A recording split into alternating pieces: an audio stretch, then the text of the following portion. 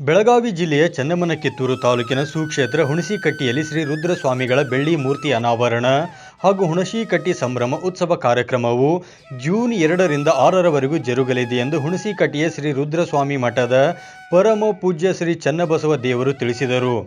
ಮಾಧ್ಯಮದ ಜತೆಗೆ ಮಾತನಾಡಿದ ಅವರು, ಜೂನ್ 2ರಿಂದ 6ರವರೆಗೂ ರುದ್ರಸ್ವಾಮಿಗಳ ಹಳೆಯ ಮಠದ ಆವರಣದಲ್ಲಿ ಪ್ರತಿದಿನ ಸಾಯಂಕಾಲ 7ರಿಂದ 9ರವರೆಗೆ ಪ್ರವಚನ ಕಾರ್ಯಕ್ರಮ ಜರುಗುವುದು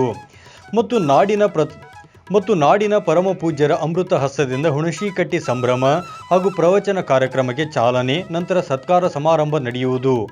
ಅದೇ ರೀತಿ ವಿವಿಧ ಸಾಂಸ್ಕೃತಿಕ ಕಾರ್ಯಕ್ರಮಗಳು ಸೇರಿದಂತೆ ಪ್ರತಿದಿನವೂ ಒಂದಿಲ್ಲೊಂದು ವಿಶಿಷ್ಟ ಕಾರ್ಯಕ್ರಮಗಳು ನಡೆಯಲಿವೆ. ಹಾಗೆ ಕೊನೆಯ ದಿನದಂದು ಮುಂಜಾನೆ ಶ್ರೀಮಠದಲ್ಲಿ ಧಾರ್ಮಿಕ ವಿಧಿವಿಧಾನದಿಂದ ಪೂಜಾ ಕಾರ್ಯಕ್ರಮಗಳು ಜರುಗುವುದು. ನಂತರ ಸಾಯಂಕಾಲ ಯುವ ಸಮಾವೇಶ ಕಾರ್ಯಕ್ರಮ ನಡೆಯಲಿದೆ.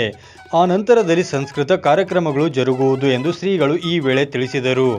ಸ್ಫೂರ್ತಿದಾಯಕ ನುಡಿಗಳನ್ನಾಡುವ ಕಾರ್ಯಕ್ರಮವನ್ನು ಕೂಡ ಹಮ್ಮಿಕೊಂಡಿದೆ. ಈ ಕಾರ್ಯಕ್ರಮಕ್ಕೆ ಎಲ್ಲ ನಾಡಿನ ಜನತೆ, ಸುತ್ತಮುತ್ತಲಿನ ಗ್ರಾಮದ ಎಲ್ಲರೂ ಕೂಡ ಆಗಮಿಸಿ ಕಾರ್ಯಕ್ರಮವನ್ನು ಸದುಪಯೋಗ ಪಡೆದುಕೊಳ್ಳಬೇಕು. ವಿಶೇಷವಾಗಿ 5ನೇ ತಾರೀಕು ಮಧ್ಯಾಹ್ನ 1 ಗಂಟೆಗೆ 12 ಗಂಟೆಯಿಂದ 3 ಗಂಟೆಯವರೆಗೂ ಉಚಿತ ಆರೋಗ್ಯ ತಪಾಸಣಾ ಶಿಬಿರ ವಿಜಯ ಹಾಸ್ಪಿಟಲ್ ರವಿ ಪಾಟೀಲ್ ಅವರ ಸಾರಥ್ಯದಲ್ಲಿ ಉಚಿತ ಆರೋಗ್ಯ ತಪಾಸಣಾ ಶಿಬಿರ ಕೂಡ ನಡೀತದೆ. ಇನ್ನು ಸಸಿ ವಿತರಣಾ ಸಮಾರಂಭ ನಡೀತದೆ. ಪ್ರತಿದಿನ ಸಾಯಂಕಾಲ ಮಹಾಪ್ರಸಾದ ಇರುತ್ತದೆ.